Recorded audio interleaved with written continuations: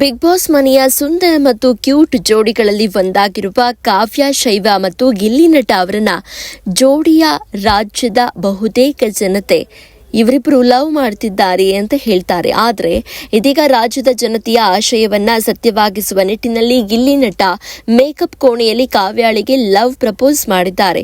ಸಣ್ಣದೊಂದು ಮೇಕಪ್ ಸಾಮಗ್ರಿ ಕೊಟ್ಟು ಐ ಲವ್ ಯು ಅಂತ ಹೇಳಿದ್ದಾರೆ.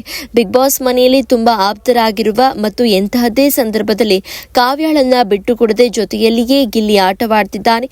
ಆದರೆ ಕಾವ್ಯ ಮತ್ತು ಗಿಲ್ಲಿ ನಟ ಅವರ ನಡುವಿನ ಸಂಬಂಧ ಎಂತಹದ್ದು ಎಂಬುದೇ ಎಲ್ರಿಗೂ ಕನ್ಫ್ಯೂಸ್ ಆಗಿದೆ.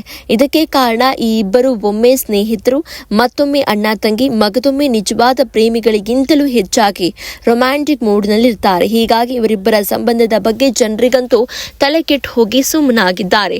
ಇನ್ನು ಬಿಗ್ ಬಾಸ್ ರಿಯಾಲಿಟಿ ಶೋ ಆದ್ರಿಂದ ಇಲ್ಲಿ ಪ್ರೀತಿ ಪ್ರೇಮಕ್ಕೆ ಆದ್ಯತೆ ಇಲ್ಲವಾಗಿರೋದ್ರಿಂದ ಸ್ಪರ್ಧಿಗಳಾಗಿ ಆಟವಾಡುವುದೇ ಮುಖ್ಯವೆಂದು ಇಬ್ಬರು ಸ್ನೇಹಿತರಾಗಿ ಆಟದಲ್ಲಿ ತೊಡಗಿಕೊಂಡಿದ್ದಾರೆ.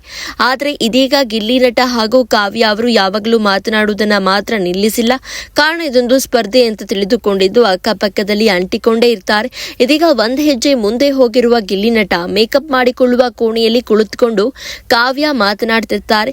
ಮೊದಲು ಗಿಲ್ಲಿ ನಟ ಕಾವ್ಯಾಳನ್ನ ಕರೆದು ನಾನು ನಿನ್ಗೆ ಏನೋ ಒಂದು ಕೊಡ್ತೀನಿ, ಬೇಡ ಅಂದೆ ತಗೊಳ್ಬೇಕು ಅಂತ ಹೇಳ್ತಾನೆ. ಇದಕ್ಕೆ ಒಪ್ಪಿದ ಕಾವ್ಯ ಗಿಲ್ಲಿ ಕೊಟ್ಟಿದ್ದನ್ನ ಕೈಗೆ ತೆಗೆದುಕೊಳ್ತಾರೆ.